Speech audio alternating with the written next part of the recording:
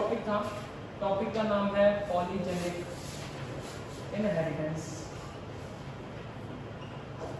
इस चीज को आपने एक और नाम दिया था, क्या नाम दिया था बच्चों, याद करो, क्वांटिटेटिव, है ना।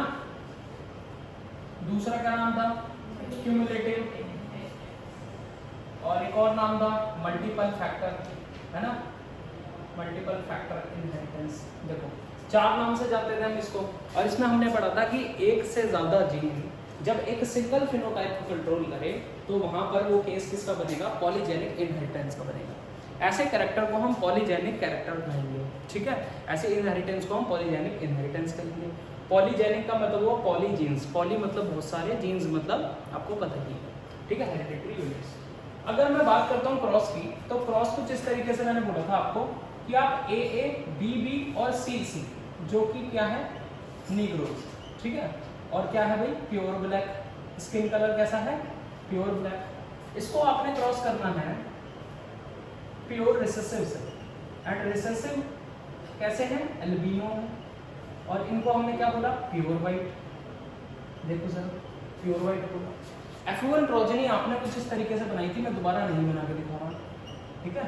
F1 प्रोजेनी हर बच्चे ने कुछ इस तरीके से बना दी थी, ठीक है। यहाँ तक बताओ, अभी मैं इसका फिनोटाइप नहीं बता रहा हूँ बच्चों, ठीक है, अभी मैं फिनोटाइप नहीं बता रहा हूँ, मैं F2 में सारे फिनोटाइप बता दूंगा। फिलहाल देखो F1 प्रोजेनी का जीनोटाइप यही बनेगा, ठीक है, जीनोटाइप ये बनेगा। तो मैंने बोला F2 प्रोजेनी बनानी आती है सबको।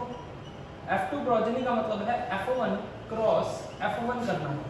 इसका मतलब आपने ये क्रॉस करना है, कौन सा क्रॉस करना है, ये इनटू,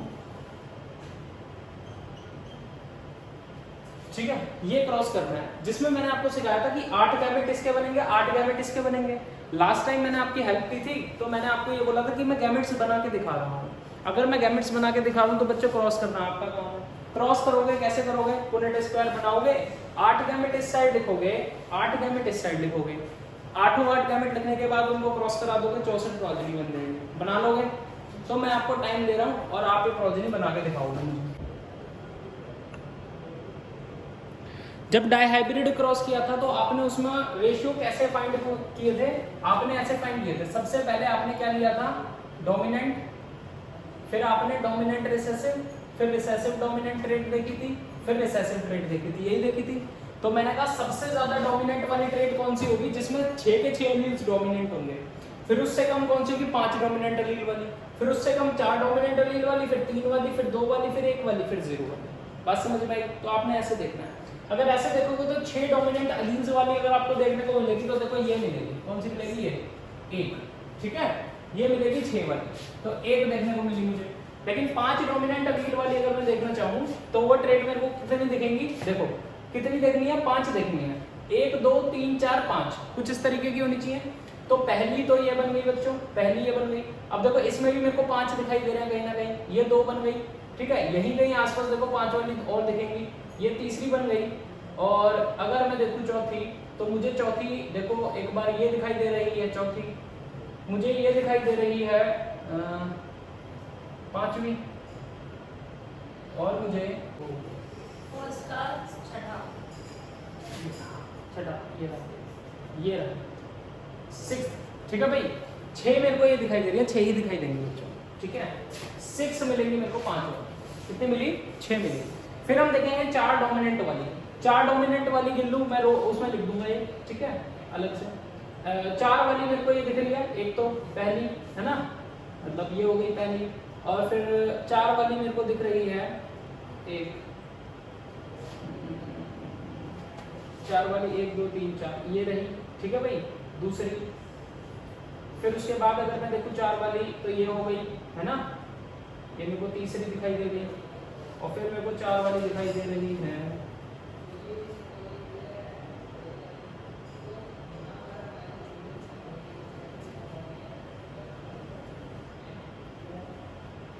एक 2 3 4, ठीक है, चौथी 1 2 3 4, 5वीं 1 2 3 1 2 1 2 3 1 2 3 4, 6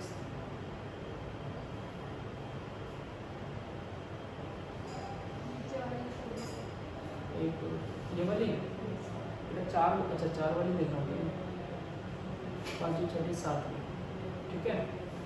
और एक ये हो जाएगी देखो 8वीं। और अगर मैं देखना चाहता हूँ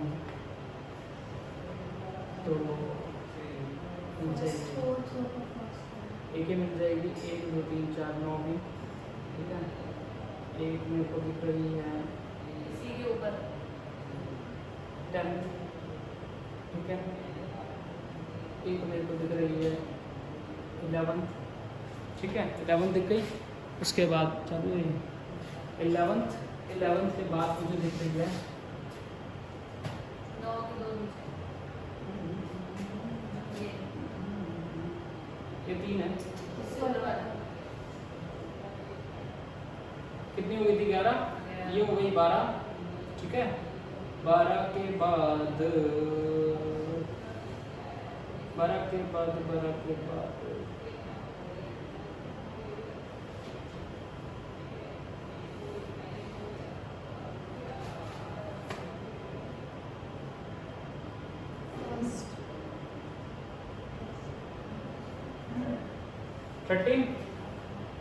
13 हो गई, 1 2 3 4 14,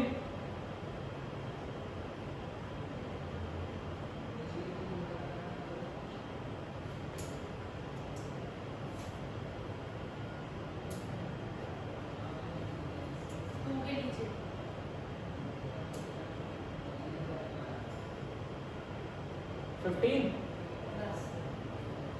15, ठीक है। 15 ही मिलेंगी, कितनी मिलेंगी? 15 मिलेंगी। 4 डोमिनेंट वाली कितनी मिलेंगी? 15 मिलेंगी, ठीक है। इसके बाद आ जाते हैं, हम देखते हैं 3 डोमिनेंट वाली। 3 डोमिनेंट वाली देखोगे तो आपको मिलेंगी, पहली तो देखो मेरे को ये दिख रही है 1 2 3 बच्चों, ये रही पहली, ठीक है। उसके बाद अगर मैं देखूं 1 2 3, ये रही दूसरी, 1 2 नहीं, 1 2 नहीं, 1 2 3, ये रही तीसरी, ठीक है। ये तीसरी हो गई, 1 2 नहीं, 1 2 नहीं, 3, ये हो गई 4, ठीक है। ये आप देखोगे ये 5 बन जाएगी, और आप देखोगे ये 6 बन जाएगी बच्चों, और ये बन जाएगी आपकी 7, ठीक है। ये बन गई 7 और ये बन गई 8, और यहाँ पर अगर देखोगे तो ये बन जाएगी 9, and this will be counted as 10, ठीक है। यहाँ यहाँ यहाँ भी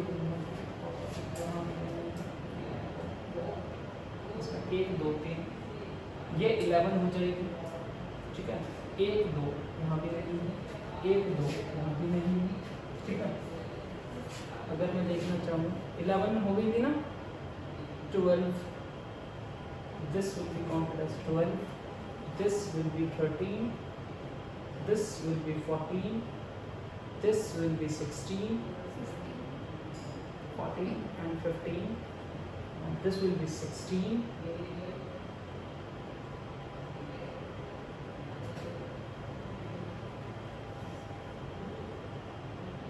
17, 18,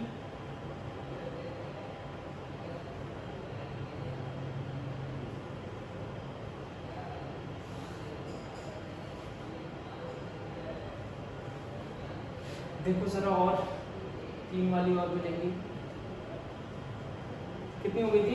18, ये 19 हो गई है,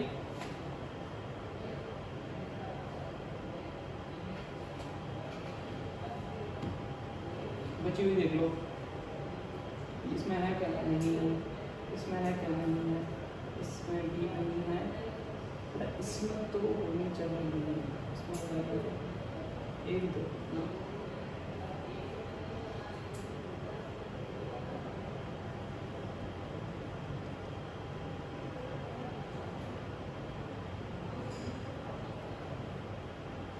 देखो एक और मिलेगी, क्रॉस भी चेक कर लेना, कहीं क्रॉस में ही गलती हो गई है।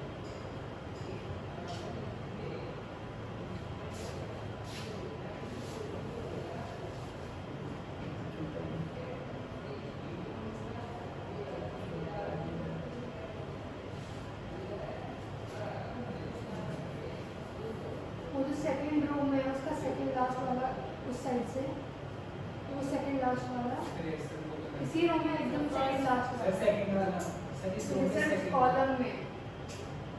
रोज हो गई है, कॉलम्स हो गई है। हाँ, तो अब जो बताओ। इस रो में ऊपर अच्छा सेकंड वाला ये वाला कैपिटल सी होना चाहिए। ये कैपिटल सी होना चाहिए। वेरी गुड, ऐसे बच्चे समझ में आता। और ये होता हुए 20 पूरे हुए। 3 डोमिनेंट एलील्स कितने हो गए? 20। ठीक है, ये 20 हो गए। फिर अब 2 डोमिनेंट वाले गिन दो भाई, फटाफट से 2 डोमिनेंट वाले गिन दो। ठीक है, कितने आ रहे हैं 2 डोमिनेंट वाले? सर इससे बढ़िया 0 वाला 1 हो गया, 1 वाला 6 हो गए, बाकी बचे 15। हाँ जी, ये कर लो। ये 1 हो गया 0 वाले। ठीक है, एक डोमिनेंट वाला गिन लो। एक डोमिनेंट वाला मेरे को ये दिखाई दे रहा है। ठीक है, एक डोमिनेंट वाला मेरे को ये दिखाई दिया, और एक डोमिनेंट वाला मेरे को और कौन सा दिखाई दे रहा है? देखो जरा, एक डोमिनेंट वाला ये दिखाई दे रहा है। ठीक है, एक डोमिनेंट वाला मेरे को देखो ये वाला दिखाई दे रहा है। 3 हो गए। ठीक है, 3 के बाद और कितने दिखाई दिए? 4। ठीक है, 4 के बाद देखो 5, और देखो 6 आ जाएंगे। कितने आ गए? 6 आ गए। अब बता दो, देखो 1 और 6 7, 7 और 15 22, 22 और 20 42, 42 और 6 48, 48 और 6 48 और 1 49, 60 में से 64 में से माइनस कर लेना, 14 में से 9 गए, 5 बचे और यहाँ पर 15। तो ये क्या आ जाएगा बच्चों? अब देखो, मेन मकसद ये नहीं था कि आपको प्रोजेनी गिनना आ जाए, मेन मकसद ये था कि आपको डोमिनेंट और रिसेसिव एलील्स देखना आ जाए, है ना। ये क्यों दिखाया? क्योंकि डोमिनेंट और रिसेसिव जब आप पहचान पाओगे तो आप ये पहचान पाओगे कि कितने डोमिनेंट एलील्स थे जिनका मेलेनिन सिक्रेशन में क्या है, एडिटिव प्रॉपर्टी है। क्योंकि पॉलीजेनिक इफेक्ट जो आपने पढ़ा था या पॉलीजेनिक इनहेरिटेंस पढ़ा, उसमें देखा हर डोमिनेंट एलील मेलेनिन सिक्रेशन कराने में हेल्प करेगा, और जितना जितना ये मेलेनिन सिक्रेट कराएगा उतना उतना वो कम्युलेटिव इफेक्ट दिखाएगा, यानी एडिटिव इफेक्ट दिखाएगा। जितना ज्यादा एडिटिव इफेक्ट उतना ज्यादा कलर उसका कैसा हो जाएगा, ब्लैक की तरफ चला जाएगा। क्लियर है? अगर मान लो 6 के 6 डोमिनेंट एलील हैं तो यहाँ पर जो इंडिविजुअल है वो कैसा दिखाई देगा, प्योर ब्लैक। प्योर ब्लैक को हम नेग्रो कह देते हैं, है ना, वो ऐसे दिखाई देगा। 5 डोमिनेंट एलील हैं तो वेरी डार्क ब्राउन, है ना, जिसे हम डार्क ब्राउन भी बोल सकते हैं, डार्क ब्राउन बोल सकते हैं। क्लियर? फिर हम यहाँ बोलेंगे तो यहाँ पर हम ब्राउन बोल सकते हैं, ब्राउन कलर। ब्राउन कलर में 4 डोमिनेंट एलील हैं, बाकी यहाँ पर कितने हैं, 5 डोमिनेंट एलील हैं। तो ये फिनोटाइप याद रखना, वेरी डार्क ब्राउन, फिर ब्राउन कलर, ठीक है, और सबसे ऊपर प्योर ब्लैक। सबसे नीचे आप सबको पता है क्या होता है, प्योर व्हाइट होता है, और प्योर व्हाइट को आपने नाम दिया था एल्बिनो, भूल गए? एल्बिनो नाम दिया था प्योर व्हाइट को, याद करो बिल्कुल। उसके बाद अगर मैं उससे ऊपर आता हूं तो यहां पर आ जाएगा वेरी फेयर, ठीक है, और यहां पर आ जाएगा फेयर, ठीक है, यहां पर कैसा आ जाएगा, फेयर। ये फिनोटाइप आपने याद रखना है, वेरी फेयर, देन उसके ऊपर फेयर, ठीक है। अब मुझे एक बात बताओ, यहां पर बिल्कुल गोरा है, ठीक है, यहाँ पर इंसान बिल्कुल गोरा है, बिल्कुल गोरा मतलब बिल्कुल व्हाइट कलर है, मेलेनिन सिक्रेशन बिल्कुल नहीं है। अगर मैं यहाँ बात करता हूँ तो एक डोमिनेंट एलील आने की वजह से थोड़ा सा मेलेनिन सिक्रेट होगा, तो कलर ज्यादा ब्लैक होगा या कम ब्लैक होगा, कम ब्लैक होगा। इसका मतलब दिस इज वेरी फेयर। इससे ऊपर जाओगे तो 2 डोमिनेंट जीन आ जाएंगे, 2 डोमिनेंट जीन आ गए तो 2 बार मेलेनिन सिक्रेट होगा 2 जीन्स की वजह से, ठीक है, 2 एलील्स की वजह से। तो यहाँ पर क्या हो जाएगा, फेयर हो जाएगा। तो ये वाला ज्यादा फेयर होगा, ये वाला कम फेयर होगा, तो वेरी फेयर एंड फेयर, बात तो खत्म। यहां पर आ जाऊं तो देखो ना ब्राउन ना फेयर, यहां पर मैं क्या बोल सकता हूं, इंटरमीडिएट बोल सकता हूं फिनोटाइप को, क्या बोलूंगा, इंटरमीडिएट। और इंटरमीडिएट को मैं यहां पर बोलता हूं मुलेटो कलर, क्या कलर बोलूंगा, मुलेटो। तो आपको रिमाइंड क्या रखना है, आपको ये बोलना है पॉलीजेनिक इनहेरिटेंस, पॉलीजेनिक इनहेरिटेंस आपको देखने को मिली कहां पर, ह्यूमन स्किन कलर में, ठीक है, ह्यूमन स्किन कलर के जो जीन है वहां देखने को मिले। ABC 3 जीन है जो कंट्रोल करते हैं, 6 डोमिनेंट अलील में वो प्योर ब्लैक देते हैं और एक इंटरमीडिएट कंडीशन में वो मुलैटो कलर देते हैं, ठीक है। एक हमने निग्रोज पढ़ा, एक हमने मुलैटो पढ़ा, इंटरमीडिएट कंडीशन है ये। और इंटरमीडिएट कंडीशन में आपसे पूछ लिया जाता है कि कितने अलील से डोमिनेंट हो सकते हैं। अगर 6 है तो 6 का आधा 3 होता है, 3 होता है तो 3 डोमिनेंट अलील वाला जो होगा वो इंटरमीडिएट कलर का होगा। बात समझ में आ गई, ठीक है। 6 अलील्स अगर डोमिनेंट हैं तो उसके आधे अलील्स अगर डोमिनेंट होंगे यानी 3 डोमिनेंट होंगे अलील्स, तो उस केस में इंटरमीडिएट कलर आएगा, मुलैटो कलर आएगा। देन रिसेसिव अगर बोलोगे तो एल्बिनो आएगा। अब मुझे बताओ इस क्रॉस में किसी बच्चे को कोई दिक्कत है? कोई दिक्कत नहीं है। तो इसी के साथ आपका एक और एग्जांपल कंप्लीट हो जाएगा। अगर मैं ये कह दूं कि पॉलीजेनिक इनहेरिटेंस एक हमारी हाइट में भी देखी जाती है, ह्यूमंस की हाइट में भी देखी जाती है और वो ABC 3 जीन से कंट्रोल हो रही है। अगेन उसमें भी ऐसा ही है कि अगर A के सारे डोमिनेंट हैं तो वो टॉलेस्ट है, ठीक है, और अगर ABC सारे रिसेसिव हैं तो वो शॉर्टेस्ट है यानी ड्वार्फ है, और बीच बीच की हाइट उसमें पॉसिबल है। तो पॉसिबल कैसे हो जाएगी? 6 dominant, 5 dominant, 4 dominant, 3 dominant, 2 dominant, 1 dominant और 0 डोमिनेंट। ये बात समझ में आ गई? टॉलेस्ट सबसे ऊपर जाएगा और ड्वार्फ जो है वो सबसे नीचे आएगा। क्लियर है ये बात? ऐसे ही अगर आपसे बोल दिया जाए, जीन चेंज कर दिया जाए, कैरेक्टर चेंज कर दिया जाए, ह्यूमन स्किन कलर की जगह ह्यूमन का क्या दे दिया जाए भाई? हाइट दे दी जाए, तो कर लोगे, कोई दिक्कत नहीं है। क्रॉस सेम होगा, फिनोटाइप सेम होगा, ये भी सेम होगा जीनोटाइप भी। आपने याद कैसे रखना है? याद ऐसे रखना है, सबसे पहले डोमिनेंट रखना है, उसके बाद उससे कम डोमिनेंट अलील, उससे कम, उससे कम, उससे कम, उससे कम एंड सबसे कम। आपको ये याद रखना पड़ेगा। और ये याद कैसे होगा? 1 6 15 20 15 6 1 याद रहेगा। कैसे याद रहेगा? देखो, ये एक ही बनेगा, डोमिनेंट है, ये रिसेसिव है, एक ही बनेगा, तो ऊपर नीचे को तो 1 1 हो गए, 1 1 हो गए। तो उसके बाद मैंने कहा ये देखो 5 है, 5 डोमिनेंट अलील में 5 + 1 6 हो जाता है। ये 6 है तो नीचे वाला भी 6 हो जाएगा। हो जाएगा कि नहीं हो जाएगा? अगर ये 6 है तो अगर मैं बोलता हूँ 6 और 5 कितने होते हैं? 11, 11 और 4 कितने होते हैं? 15, तो 15 ये आ गया और 15 ये है तो 15 नीचे से ये है। अगर ये 15 है तो बीच में 20 रहेगा। क्लियर है? ये 15 है तो बीच में 20 रहेगा। ऐसे याद कर लो, चाहे सिंपल याद कर लो, 1 6 15 20 15 6 1, ठीक है। अगर ऊपर का सीरीज याद रही तो नीचे की हो जाएगी। कैसे भी याद करो, जैसे इजी लगता हो वैसे याद करो।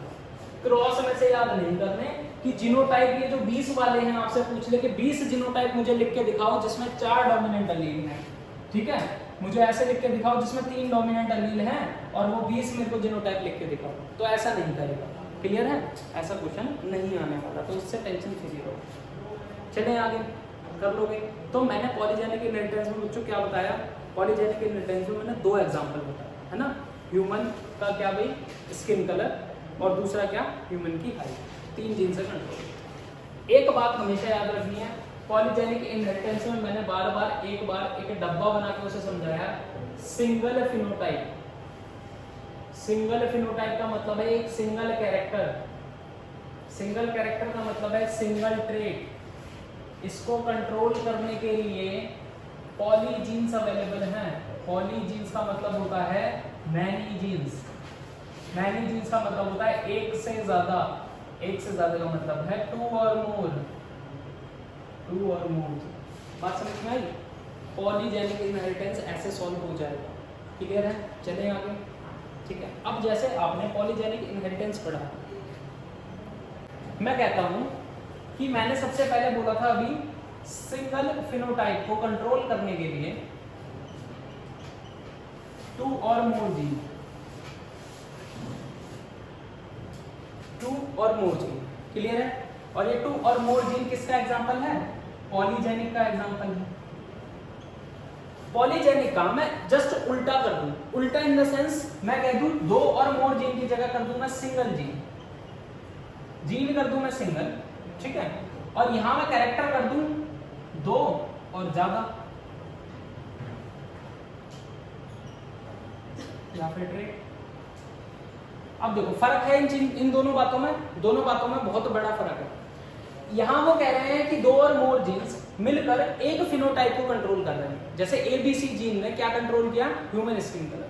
लेकिन यहाँ मैं कह रहा हूँ कि सिंगल जीन 2 या 2 से ज्यादा कैरेक्टर को अफेक्ट कर रहा है।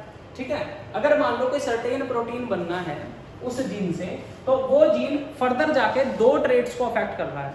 2 ट्रेट्स यानी एक मान लो एक ऐसे जीन था, ये क्रोमोसोम है, इस पर्टिकुलर एरिया पर कोई जीन है, इसने mRNA बनाना है और mRNA से प्रोटीन बनाना है, और ये जो प्रोटीन है ये एक एंजाइम की तरह वर्क करेगा किसी 2 रिएक्शंस के लिए। मान लो ये एक रिएक्शन हो रही है और ये मान लो दूसरी रिएक्शन हो रही है, यहाँ पर भी ये एंजाइम चाहिए और यहाँ पर भी एंजाइम चाहिए। ठीक है, उसके बाद मैं कहता हूँ एक और रिएक्शन हो रही है बच्चों, E से F कन्वर्ट हो रहा है, और ये एंजाइम जो है यहाँ पर जो एंजाइम लगेगा E2 एंजाइम, ठीक है, इस E2 एंजाइम को बनाने के लिए ये जरूरी है। ठीक है, मैं कहता हूँ ये एंजाइम अगर E1 है तो मैं कहता हूँ E1 जो है वो कहाँ से मिलेगा, E2 से मिलेगा, तो ये प्रिकर्सर की तरह काम कर रहा है। तो E1 से E2 बनेगा, तब E2 बनेगा, तो E2 बन गया तो ये E से F बनेगा। बात समझ में आ रही है? देखो ये डायरेक्टली एंजाइम A से B कन्वर्ट कर रहा है, C से D कन्वर्ट कर रहा है। ठीक है, और फिर ये एंजाइम E1 से E2 जब कन्वर्ट होता है तो E को F में कन्वर्ट कर देता है। तो मैंने कहा सिर्फ एक ट्रेट से, एक जीन से एक ट्रेट कंट्रोल हो रही है, एक ट्रेट जो कंट्रोल हो रही है वो अफेक्ट कर रही है दूसरों को, या फिर बहुत सारी ट्रेट्स को इकट्ठी अफेक्ट कर रही है। बात समझ में आई? यहाँ पर मैंने जीन सिंगल लिया और फिनोटाइप या ट्रेट मैंने बहुत सारी ली। ठीक है, तो ये चीज है आपकी अलग। इसको हम कहते हैं पीलियोट्रोपिज्म। क्या बोलते हैं? पीलियोट्रोपिज्म।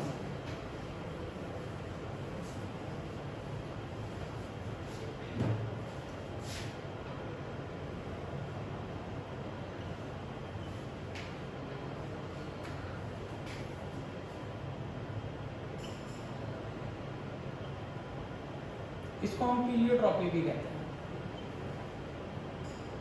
यहां मैं बोलता हूं when single gene affect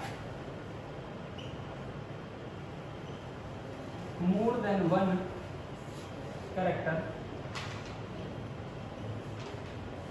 it is known as paleotropism. ठीक है, अब यहाँ पर देखो आपको देखने को मिलेगा एग्जाम्पल। अगर मैं बात करूं तो एग्जाम्पल आपको मैंने पहले कराया था, एक बार याद करो, आपने जब ऐसे क्रॉस कराया था पाइसन सैटिवम प्लांट में स्टार्च कंटेंट के लिए, स्टार्च ग्रेन्स जो बन रहे थे, यहाँ पर आपने देखा था कि क्रॉस कराने के बाद जो प्रोजेनी आ रही थी वो ये आ रही थी, और वो इंटरमीडिएट क्या बना रही थी, स्टार्च ग्रेन्स बना रही थी। स्टार्च की ग्रेन्स कैसे बना रही थी? इंटरमीडिएट। ठीक है, इंटरमीडिएट स्टार्च ग्रेन बना रही थी। और मैंने कहा था जो इंटरमीडिएट वाले होंगे 3 चीज बनती थी ना, एक बनता था आपके पास मोर स्टार्च ग्रेन वाला, स्टार्च ग्रेन में स्टार्च कंटेंट क्या है, ज्यादा है, मोर स्टार्च ग्रेन कंटेंट वाला, एक इंटरमीडिएट वाला और एक लेस वाला, ऐसे बनता था। मैंने कहा था ये दोनों जो हैं ये राउंड बनती हैं। कैसी बनती है? राउंड। और ये कैसी बनती है? रिंकल्ड। ठीक है, तो यहाँ पर जो एग्जांपल है वो इसका है कि अगर शेप जो है पी की जो सीड की शेप है वो कंट्रोल करती है स्टार्च के कंटेंट को। ठीक है, seed shape in gene 4, seed shape in pisum sativum controls starch grain content। Clear है? अगर लेस स्टार्च कंटेंट है तो उसकी शेप रिंकल्ड हो जाएगी, और मोर है या इंटरमीडिएट है तो वो राउंड हो जाएगी। बात समझ में आ गई? स्टार्च ग्रेन कंटेंट अफेक्ट करेगा सीड शेप या सीड शेप करेगी स्टार्च ग्रेन? बेटा सीड शेप अफेक्ट करेगी स्टार्च ग्रेन के कंटेंट। अगर शेप राउंड है तो उसमें स्टार्च कंटेंट इंटरमीडिएट होगा या फिर सिर्फ मोर हो सकता है, लेस वो नहीं होने देगा। अगर लेस होगा तो वो रिंकल्ड में चला जाएगा, उसमें फिर रिसेसिव होना बहुत जरूरी है सीड के लिए, शेप के लिए। क्लियर है? रिसेसिव एलील होना बहुत जरूरी है। बात समझ में आएगी? पीलियोट्रोपिज्म कंप्लीट, और आपका क्या कंप्लीट हो गया? Polygenic inheritance. ठीक है, कोई दिक्कत तो नहीं? किसी को दिक्कत है तो पूछ लो। देखो पॉलीजेनिक मैं बात कर लेता हूँ पहले। अच्छा, क्रोमोसोम्स जो है ये बाद में आई है तो सबको पता है। ठीक है, क्रोमोसोम्स बाद में आए after the discovery of microscope. Chromosomes बाद में पता चले। लेकिन इससे पहले हमें क्या था, मेंडल का काम पता चल गया था, और मेंडल ने क्या बोले थे, मेंडल्स ने अपने फैक्टर दिए थे, मेंडल्स के फैक्टर थे, ठीक है। ये जो मेंडल के फैक्टर थे इन्हें बाद में क्या कहा गया था बच्चों, जीन कहा गया था। क्या कहा गया था, जीन। अब बात बड़ी समझने वाली है, ये जो थ्योरी थी ये 1902 में आई थी, ठीक है। जीन वर्ड यूज करा था 1909 में, किसने भाई, जॉनसन। जॉनसन एक साइंटिस्ट थे, उनने 1909 में वर्ड यूज करा, कौन सा, जीन, ठीक है। और जेनेटिक्स वर्ड जो था वो बैटसन ने दिया था 1905 में। जेनेटिक्स वर्ड जो था वो बैटसन ने बताया था, ठीक है। ये बातें ध्यान रहेंगी। बैटसन ने 1905 में जेनेटिक्स वर्ड यूज करा, और जेनेटिक्स से कहीं ना कहीं रिलेट करके जॉनसन ने जीन वर्ड यूज करा, लेकिन वो 1909 में किया। क्रोमोसोमल थ्योरी ऑफ इनहेरिटेंस जब भी आपकी बुक में दे रखी होती है तो उसमें ऐसे लिखा होता है कि क्रोमोसोम और इसका बिहेवियर कंपेयर करके बता रखा है भाई, किसके साथ, जीन के साथ, ठीक है। 1902 में थ्योरी आई और जीन के साथ कंपेयर करके 1909 में जॉनसन ने जो वर्ड दिया उसको कंपेयर कर रखा है। तो ऐसा कैसे भाई, 7 साल पहले जीन वर्ड लिख के कंपेयर किया था? नहीं, वो ऐसा हुआ बच्चों कि मान लो क्रोमोसोम को मेंडल के फैक्टर से कंपैरिजन किया तो हमें बिहेवियर जो मिला ना वो सेम मिला। बेटा बिहेवियर क्या होता है कि जैसे मैं यहाँ आपको पढ़ा रहा हूँ और कोई दूसरा टीचर आ जाए और वो भी आपको पढ़ाए, तो उसका और मेरा बिहेवियर सही सेम हो सकता है। बिहेवियर मतलब मेरा पढ़ाने का तरीका, उसका पढ़ाने का तरीका अलग हो सकता है। हो सकता है कि वो सब्जेक्ट दूसरा पढ़ा रहा हूँ, मैं सब्जेक्ट दूसरा पढ़ा रहा हूँ, ठीक है। तो वो अलग हो जाएंगे और मैं अलग हो जाऊंगा। इसका मतलब क्रोमोसोम और मेंडल फैक्टर अलग अलग बातें हैं, बट इनका बिहेवियर जो था वो सेम था। बिहेवियर का मतलब होता है जैसे ये पेयर में है तो ये भी पेयर में होता है, ये सेग्रीगेट होता है तो ये भी सेग्रीगेट होता है, ये लॉ ऑफ इंडिपेंडेंट असॉर्टमेंट दिखाता है तो ये भी दिखाता है पॉइंट पर, ये सक्सेसिव जनरेशन में पास ऑन होता है तो ये भी सक्सेसिव जनरेशन में पास ऑन होता है, ये अपनी प्लॉइडी को मेंटेन करने के लिए फर्टिलाइजेशन जब जाइगोट बनता है तो रिस्टोर कर लेता है, ये अपनी प्लॉइडी को मेंटेन करने के लिए जब जाइगोट बनता है तो रिस्टोर कर देता है। तो बिहेवियर सेम है, लेकिन बात सेम नहीं है कि मैं बोलूं chromosome equal to Mendel factor और Mendel factor equal to chromosome. ये बात पहले बताओ, समझ में आई?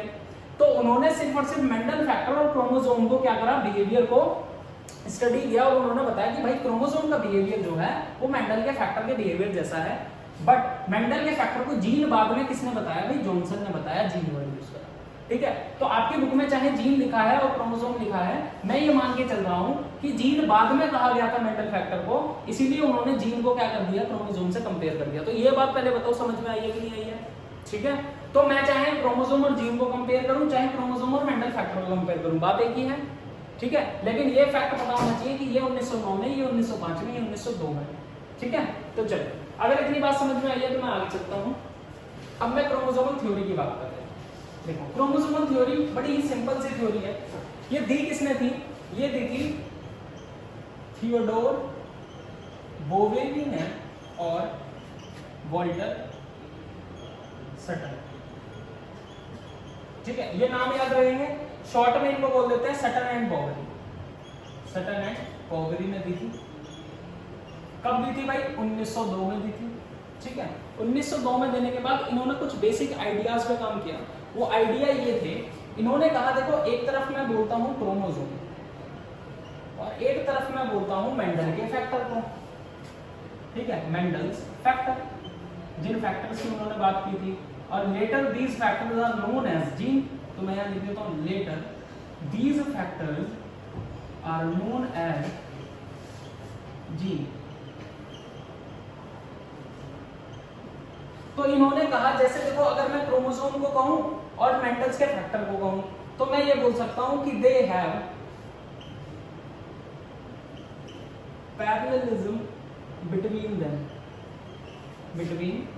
इसका मतलब ये है बच्चों कि उनके बिहेवियर में कुछ पैरेललिज्म है, यानी पैरेलल बिहेवियर है। जैसा क्रोमोसोम शो कर रहा, जैसा मेंडल फैक्टर शो कर रहा है वैसा क्रोमोसोम कर रहा है।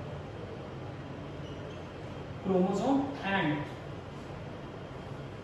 मेंडल फैक्टर, ठीक है। ये बात समझ में आई? देखो जैसा हमने कहा था Mendel factor occurs in pair,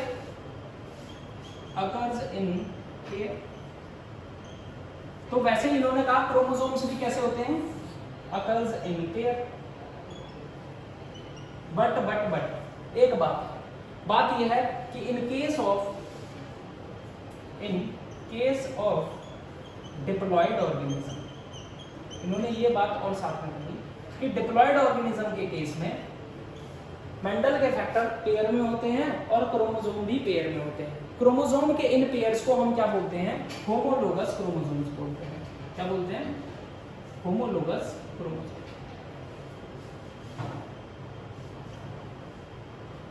देखो यहां तक बात समझ में आ गई।